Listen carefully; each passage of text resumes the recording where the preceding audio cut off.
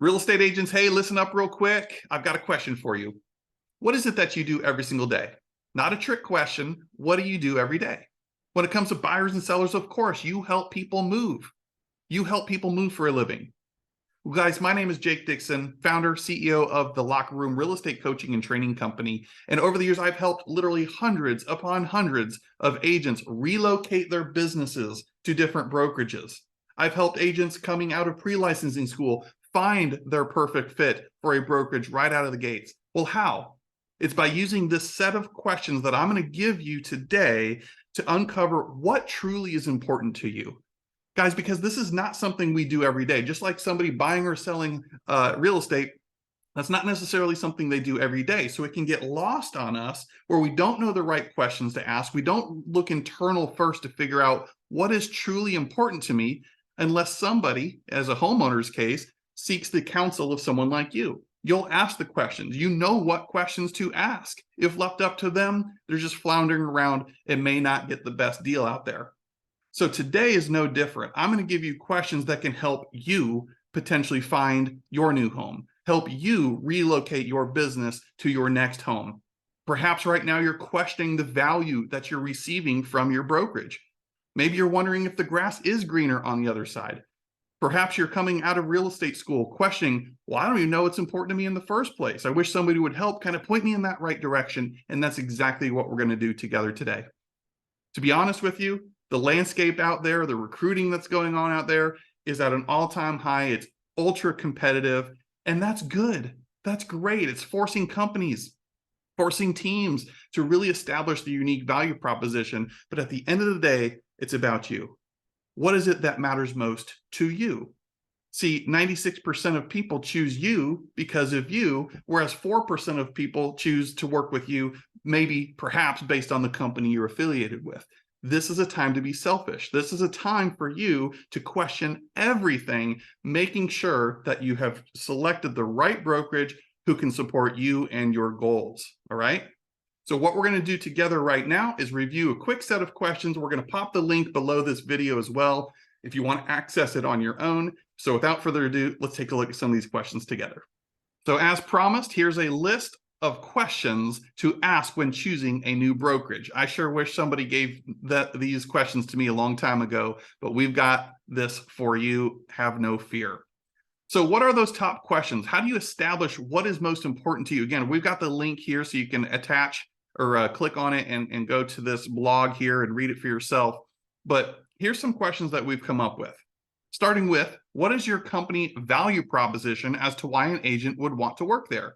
So when I go on an interview or I'm considering switching to this team or switching to this brokerage, consider asking that question up front.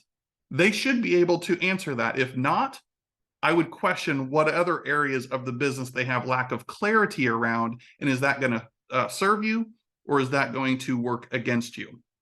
Number two, what would my split be at your company? Does that ever change? Hey, look, there's everybody out there right now who wants you on their team. And I am not here to pick sides or say one's better than the other. All I'm saying is the same reason you join a company could be the same reason you leave a company. Make sure there's something more substantial, more substantive to the reason you are aligning with a company, not just because they're the cheapest or they have the best splits and lowest fees and so on and so forth. That said, you still should ask it. What are you getting yourself into? And whatever that arrangement is, what are you getting back in return for it? Number three, what are your monthly fees you should be responsible for? Same thing, right?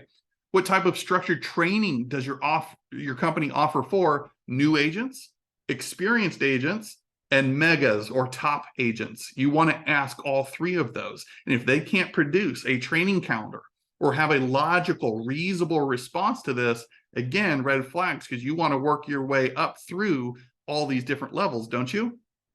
And you want to make sure and have the confidence that their training and or coaching calendar can support your goals and the vision that you have. Number five, of course, does the broker and or manager of your office also sell? This is not a loaded question. I have a lot of great partners, great friends who choose to remain in production, and I could argue why that's a good decision. And then a lot of folks choose to not sell or be a competing broker, and I can make arguments in that direction either. So it's not a loaded question. Just ask it and determine, why am I asking that? Which one is important to me for the reasons stated? And all that matters at the end of the day is that you have clarity and around that.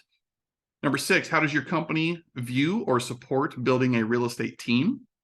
7, if I choose your company, but for some reason things don't work out and I want to move somewhere else, what does your independent contractor agreement say in writing regarding my listings or sales? You definitely want to make sure you ask that. If I did move to another company, would any pending sales I've been paid on, or would I be paid my normal split, or would my split change on those sales? Does your company do local, regional, and or national advertising? If yes, why? If no, why not? Again, none of these are loaded questions. To each their own. These are just some things that you can ask and determine, is it important to you? Is it not important to you? Do you care? Do you not care? The choice is yours. But again, this is to get your wheels moving, as well as give you some questions you can ask when you're meeting for an interview. What technology do your agents receive, such as personal website and a CRM system? What do I have to pay for that? Outside of the commission split, do I also have to pay a transaction fee on each closing? Do I pay for photocopies if I want to print something? How much is it? What are the qualities you look for to ensure an agent is a fit for the company? Again, they should be able to answer that to have an ideal avatar, an ideal persona for an agent that thrives in their company. Or do they just accept everybody who comes knocking on the door? Is there room for growth and or opportunity if I decide I don't always want to sell and eventually want to do something else real estate related?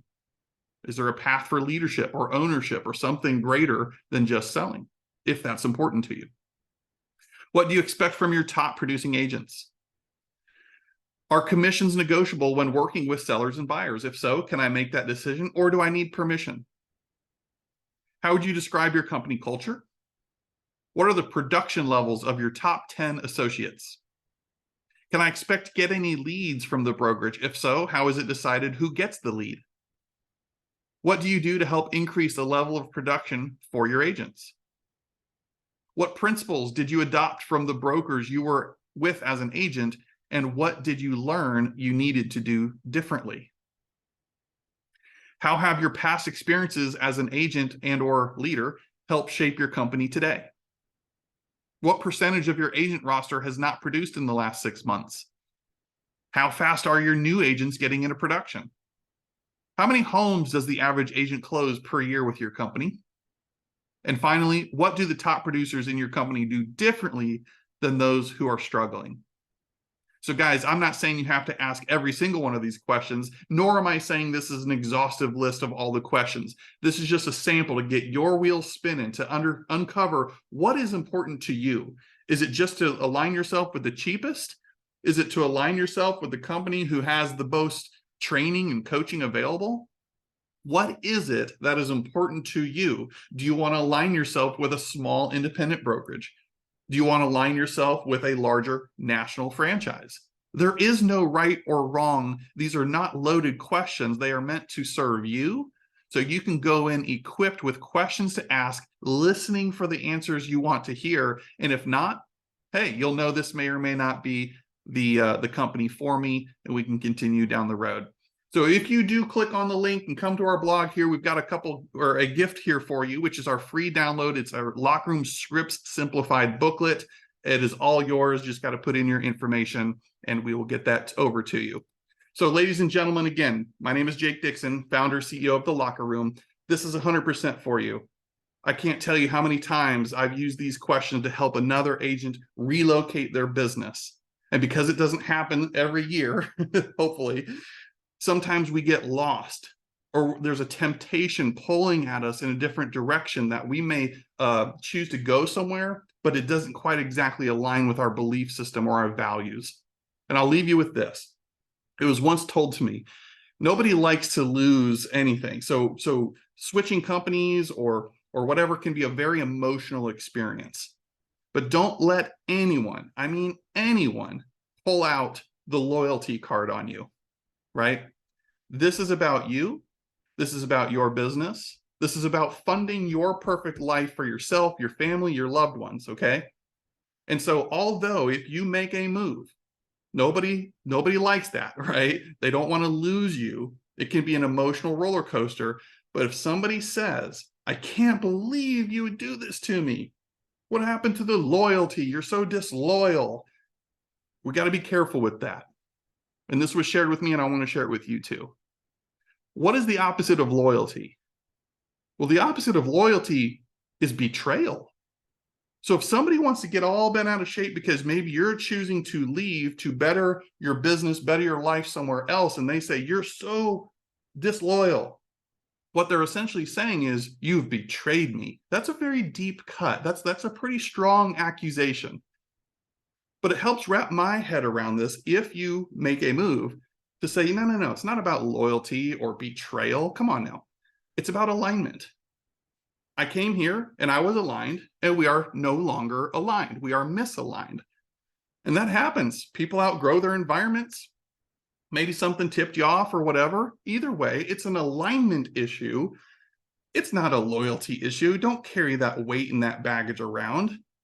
I think it says more about a leadership, more about a company's culture, that if they gracefully walk you out the door, as amazing and gracefully as they welcomed you in, that's a stand-up company. That's a professional move. It says a lot about them, despite their disappointment. No, they don't want to lose you, right? That stinks. But how they handle that with grace and understanding and want to support you and see you thrive still says a lot about them. That's a company worth being partnered with, right?